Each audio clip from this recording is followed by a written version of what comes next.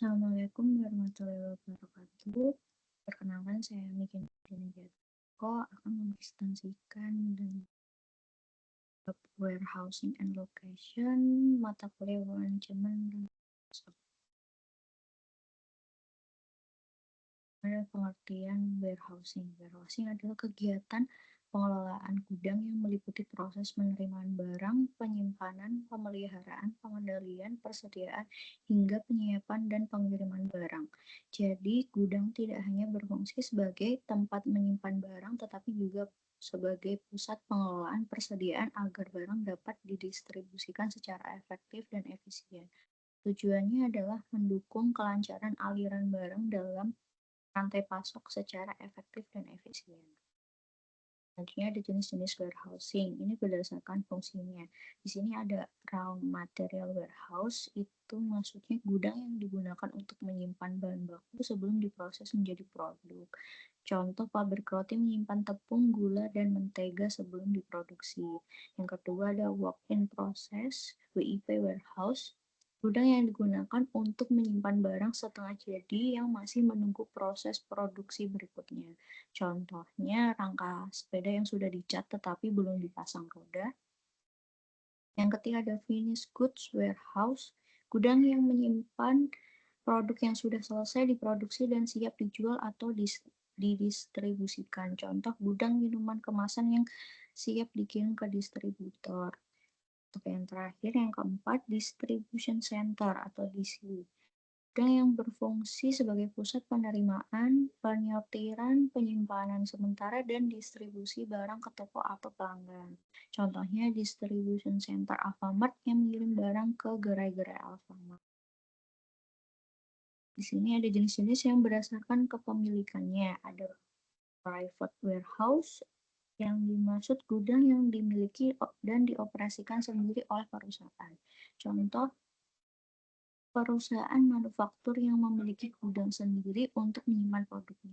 Kedua, public warehouse adalah gudang milik pihak ketiga yang disewakan kepada berbagai perusahaan. Contoh, UMKM yang menyewa gudang logistik saat permintaan meningkat. Dan yang ketiga, kontrak warehouse.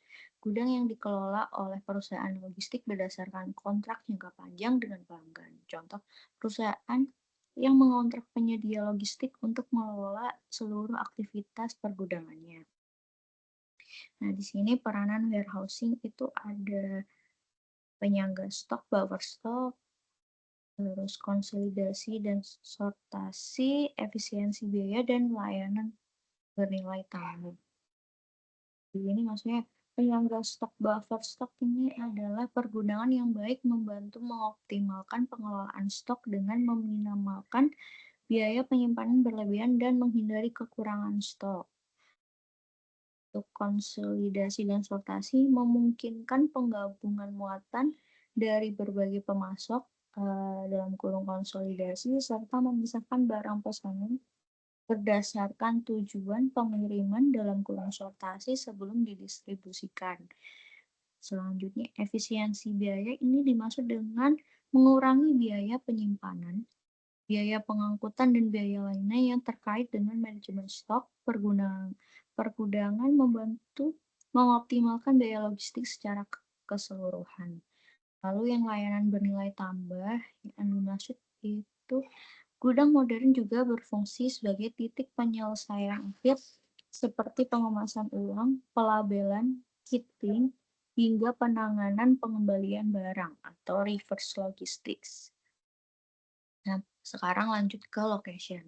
Pengertian location ini adalah lokasi adalah penentuan posisi geografis fasilitas gudang, pusat distribusi, dan pabrik yang mempertimbangkan jarak ke pasar dan pemasok, biaya transportasi, akses jaringan transportasi, serta ketersediaan tenaga kerja dan utilitas.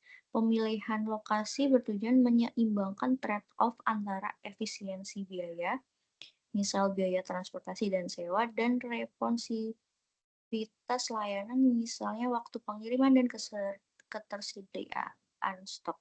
Dalam konteks warehousing, keputusan lokasi juga harus memperhitungkan risiko jangka panjang seperti perubahan permintaan, kebijakan, dan infrastruktur.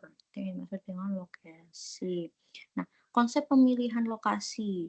Pemilihan lokasi atau location selection merupakan proses menentukan tempat terbaik bagi suatu fasilitas usaha seperti pabrik, gudang atau warehouse, pusat distribusi atau kantor operasional.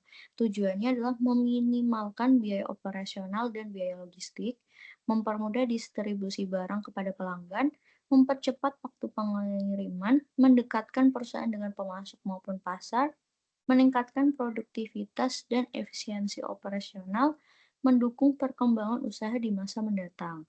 Faktor yang mempengaruhi untuk pemilihan lokasi ini adalah kedekatan dengan pasar, kedekatan dengan pemasok, biaya tenaga kerja, ketersediaan tenaga kerja, akses transportasi, biaya lahan dan bangunan, ketersediaan utilitas seperti listrik, air, internet, dan telekomunikasi, peraturan pemerintah termasuk pajak, perizinan, dan insentif investasi, keamanan dan kondisi lingkungan, serta potensi pengembangan usaha. Analisis dan aplikasi proses pemilihan lokasi. Di sini ada metode kualitatif faktor rating method. Metode ini memberikan bobot nilai pada faktor-faktor subjektif seperti ketersediaan tenaga kerja, iklim atau budaya yang memberikan nilai pada kandidat lokasi sehingga lebih mudah untuk dibandingkan. Lalu di trade-off, fokus pada efisiensi biaya atau responsivitas menggunakan satu gudang besar menghemat biaya sewa, tetapi biaya dan waktu pengiriman produk naik. Sebaliknya, apabila menggunakan banyak gudang kecil di setiap kota, biaya dan waktu pengiriman optimal, namun biaya sewa meningkat. Lalu ini ada metode kuantitatif, Center of Gravity Method. Metode ini digunakan untuk menemukan lokasi gudang yang dapat meminimalkan biaya transportasi. Metode ini menghitung titik koordinat berdasarkan lokasi, volume barang yang dikirim, dan jarak pengiriman.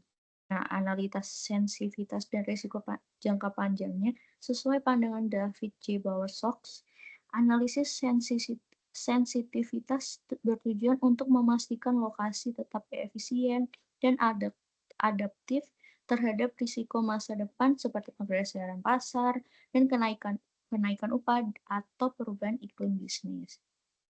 Nah, ini kita pakai studi kasus di Walmart di Jerman. Latar belakangnya dan permasalahannya. Jadi Walmart masuk ke Jerman melalui akuisisi WorldCraft di tahun 1997 dan Interspar 1998, menggunakan hanya 2 distribution center di wilayah barat.